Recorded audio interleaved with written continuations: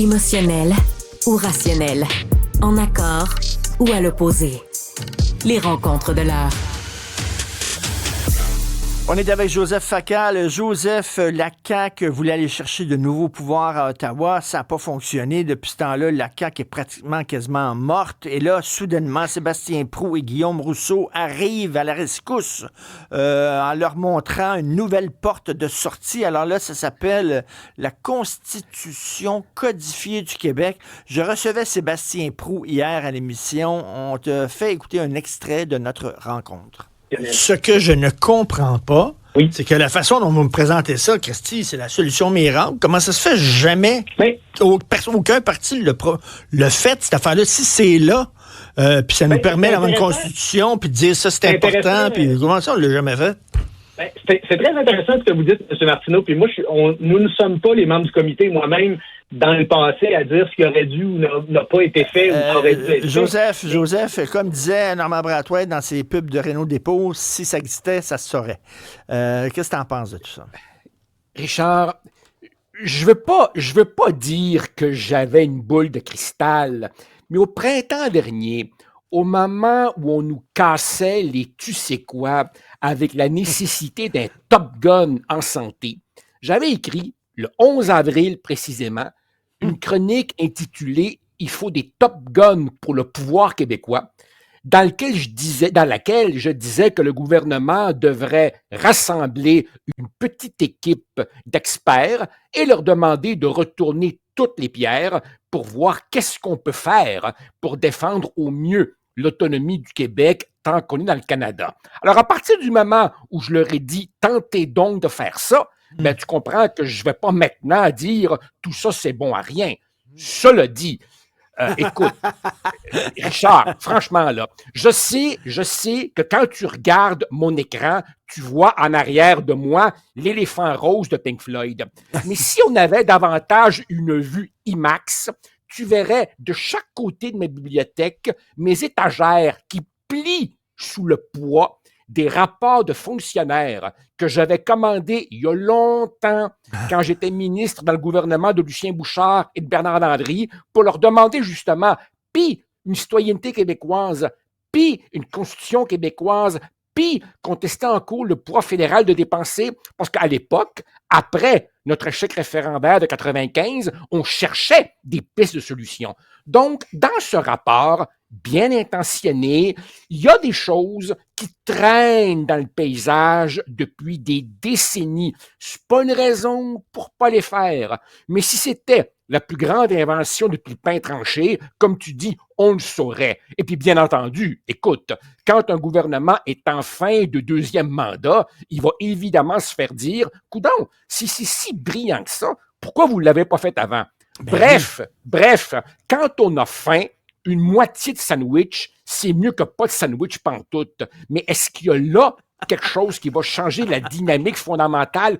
Pantoute. Joseph, hier, Sébastien Proulx me parlait, il dit, ouais, une constitution, ils vont à ci, ils vont à ça, on va donner ça au Canada, ils vont le ratifier. Puis là, je dis, attendez une minute. On va donner ça au Canada, puis il va le ratifier. Vous êtes sûr de ça, vous?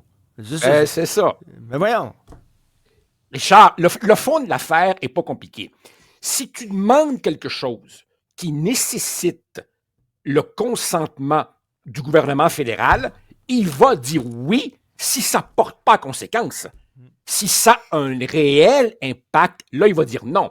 Et oublie pas autre chose aussi, les autres provinces ont elles aussi des appétits. Donc, si le gouvernement fédéral, mettons Poilièvre, était davantage ouvert aux revendications québécoises, et on n'a aucune espèce d'indication de ça, il risque d'ouvrir la boîte de Pandore, parce qu'évidemment, l'Ontario voudrait du nanan, l'Alberta voudrait du nanan, les groupes d'intérêt et les lobbies voudraient du nanan. Donc, c'est peu vraisemblable que ça mène à quoi que ce soit. Et puis, Richard, le cinéphile en toi se rappellera ce que dit le prof d'histoire joué par Rémi Girard dans le déclin de l'Empire américain.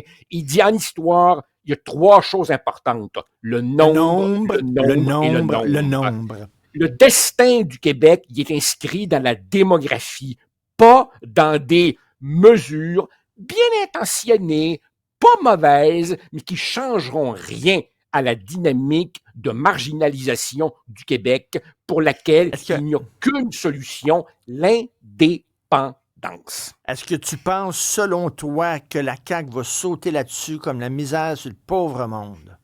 La CAQ va évidemment sauter là-dessus parce que ça va amener un peu de chair autour de son petit os de poulet de l'hypothétique troisième voie à l'intérieur du Canada actuel, mais ça ne changera rien parce que ce rapport arrive trop tard, parce qu'il est trop technique et parce qu'il n'y a pas vraiment là-dedans de mesures qui frappent l'imagination, car si elles existaient, on les aurait trouvées. Alors écoute, c'est mieux que rien, on peut poser quelques gestes symboliques, mais fondamentalement, il faut voir les choses comme elles sont. Quand tu es une province dans une dynamique de minorisation, de marginalisation, je veux bien croire qu'on pourrait mieux utiliser les pouvoirs qu'on a en ce moment. C'est vrai, on pourrait mieux utiliser les pouvoirs qu'on a en ce moment, mais ça ne change rien au fait qu'on est une province,